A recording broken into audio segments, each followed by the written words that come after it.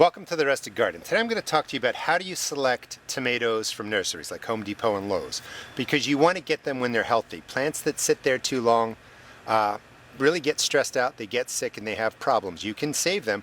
I'm also going to show you how to save these tomatoes with organic fertilizer or with a chemical fertilizer, and I'm going to show you how to top dress with gypsum to put calcium in your soil just in case your plants may have an issue with blossom end rot down the line. All right, the first thing is when you go to Home Depot or to Lowe's, you're probably going to see Bonnie plants. These are wonderful plants.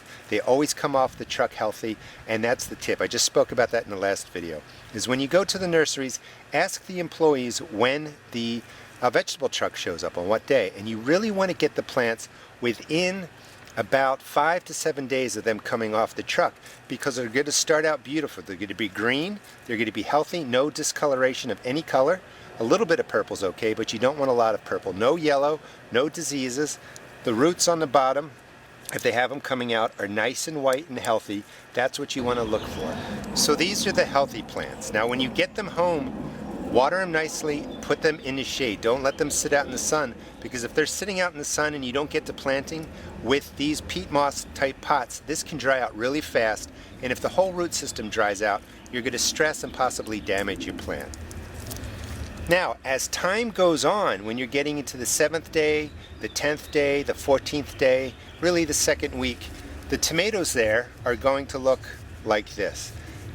This is a tomato that started out just as healthy. This is a Bonnie's Organic, and this is just a Bonnie plant in a plastic container. They started out, I'm sure, exactly like this, but as they sat at the store, they didn't get watered a couple of times.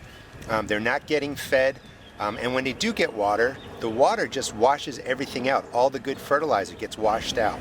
So you can tell that these plants have been there at least 2 weeks. The yellowing, you definitely don't want to see any kind of yellowing on your plants, and that just means there's no nutrition in there. They probably haven't been watered regularly. The root systems got damaged. Even though they look white on camera, I can tell you that these are dry. I can see looking at them. They're not the bright white, they're not thick. This one looks okay. So you take a look at the roots, you take a look at the plant, you can see purple right in here, a green, purple, purple. That kind of purpling is a sign that there's a nutritional deficiency. This is not a healthy looking plant, but I'm going to show you how to bring this plant back to life using chemical fertilizers.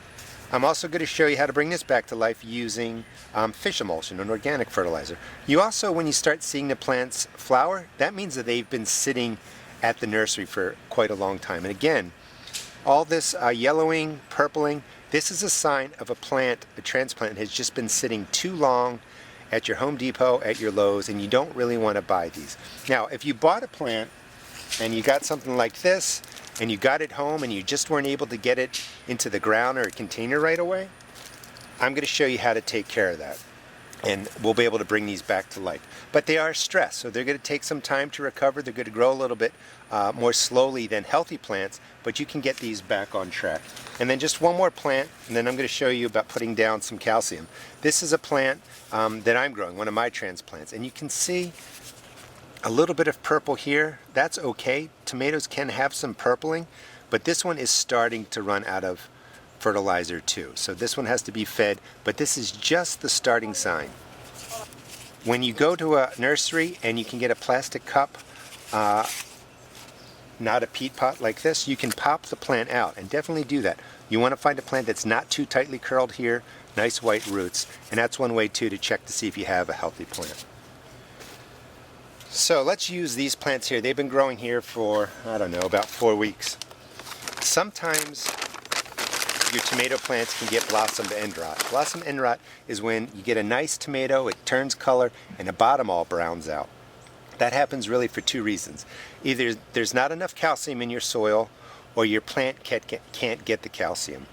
Now, when you have ground planted tomatoes, it's usually not an issue, but it's the same process. Take about a tablespoon of gypsum that has calcium in it, and you can just spread it around just like that. When it rains and it waters, you know that you have some calcium in here. Now gypsum won't change the pH of your soil if you're concerned about that. You can also use lime or garden lime. That will also add calcium. And actually I might have said calcium carbonate. This has, I think, calcium sulfate when it's gypsum. And then your lime has calcium carbonate. Either way, you're putting calcium in. But just about a tablespoon around there, and then a tablespoon out on the other side. Do not get in really close to the stem. Do not pile it up on the stem. But that's all you really need to do. So to take care of the plants that are sick,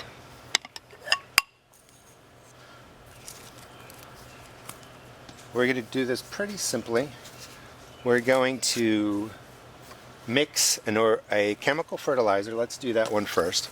This is a 15-30-15. That's too high. Cut this in half. That will be a 7-15-7. Nitrogen, phosphorus, potassium. It's going to give the plant everything it needs.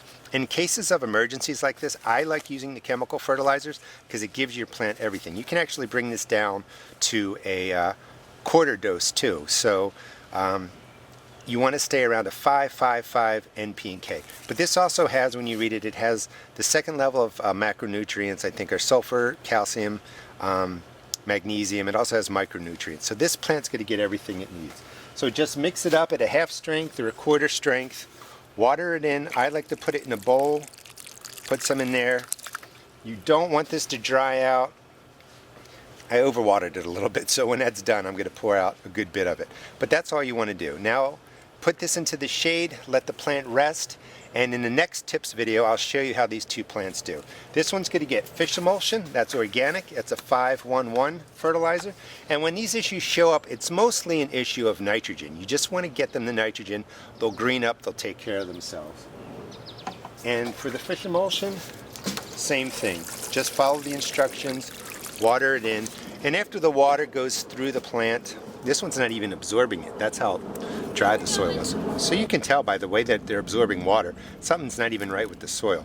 Now, once this kind of goes through, we're only going to want about that much of the liquid sitting in there, okay? So that will go through, and just leave about that much liquid. You only have to do this once, and then look at it over the next couple of days, and in about 5 to 7 days these plants should be recovered. And I'll show you what they look like in the next tip video. So we covered how do you buy your transplants from nurseries, talked about putting down some gypsum or some garden lime to put calcium on top of your soil to help prevent future blossom end rot.